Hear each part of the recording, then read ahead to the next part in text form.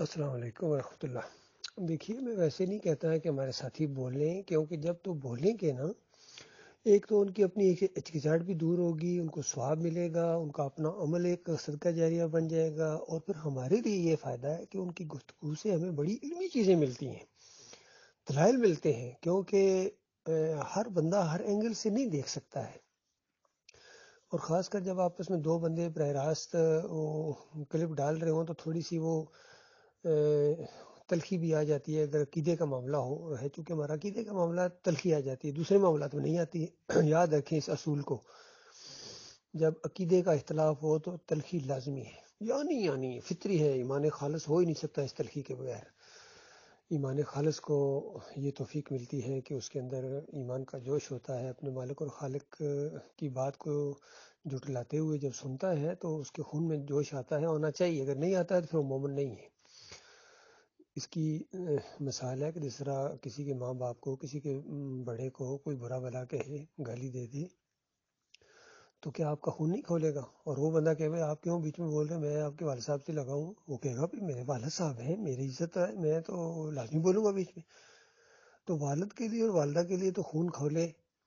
اور اللہ رب العالمین کے لیے نہ خون کھولے، جو ہمارے والد اور والدہ سے کروڑوں گنا زیادہ ہم سے محبت کرتا ہے، ہم اللہ سے محبت کرتے ہیں، اپنے والدین سے ہر رشتے سے کروڑوں خربوں گنا زیادہ محبت کرتے ہیں، کوئی تناسب ہی نہیں ہے۔ ایک تو ہوتا ہے نا تناسب خربوں گنا، یہ ایک تناسب ہے، لیکن اس سے بھی آگے، یعنی لامحدود وہ تناسب دیا ہی نہیں جا سکتا جتنی ہماری محبت اپنے مالک کے لیے ہے۔ تو ماشاءاللہ دیکھیں، اعظم صاحب نے بھی دلائل دی ہیں، تو اس میں علمی طور پر اضافہ ہوتا ہے، علم میں اضافہ ہوتا ہے۔ اور دوسری بات یہ ہے کہ جس طرح ہم دونوں آپس میں، اگر کوئی دو بندے آپس میں ذرا گفتگو کر رہے ہیں تو اس میں تھوڑی سی اگر شدت ہے، لیکن دوسرا آدمی تو نیوٹرل ہو کے سن رہا دونوں کی گفتگو، تو چاہے وہ 2 دن کے بعد ایک کلپ ڈال دے، وہ سارے کلپ سن کے، ویسے ٹائم نہیں ہے، یا جب بھی ٹائم ملے ہمارے ساتھیوں کو، کتنے ہمارے بھائی ہیں جن کو دن کو ڈیوٹی پر ہوتے ہیں، رات کو ٹائم ملتا ہے ان کو، رات کو سنتے ہیں، اور پھر کلپ بھی اتنے زیادہ ہو چکے ہوتے ہیں، سارے سن بھی نہیں سکتے، کوئی بات نہیں، جتنے آسانی کے ساتھ سنیں، بس ان کا ایک حاصل مطالعہ ایک بیچ میں جواب ڈال دیں، اپنا حصہ ضرور ڈالیں، یہ بھائی اپنی عادت بنائیں، اور جو ابھی سن رہے ہیں، جو ابھی نہیں بولے، وہ ضرور بولیں، تھوڑا بہت بولا کریں، 2 منٹ کے لیے، 3 منٹ کے لیے بس۔ اور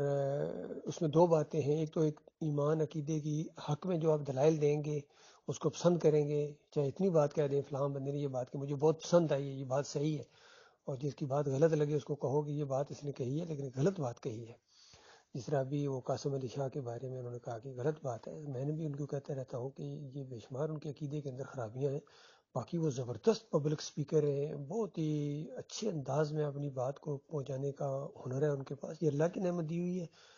اور اللہ ہی کے خلاف پھر وہ ہو جاتے ہیں جب شرک کرتے ہیں تو ساری ان کی اپنی کی کرائے پر پانی پھیر دیتے ہیں۔ حالانکہ ذرا سا بھی اگر ایمان خالص ہو ان کا، اور جو پلیٹ فارم ان کو ملا ہوا ہے، قاسم علی شاہ کو ایک بہت بڑا پلیٹ فارم اس بندے کو ملا ہوا ہے، تو بہرحال جب 100% خالص بات کہیں تو پھر وہ تالیاں نہیں بجتی ہیں، یہ مسئلہ ہے، پھر پتھراؤ ہوتا ہے۔ تو یہ ایک شیخ عاطف ہے، یا یہ قاسم علی شاہ ہے، یا ڈاکٹر ذاکر ہے، یہ تالیاں بجاتے ہیں،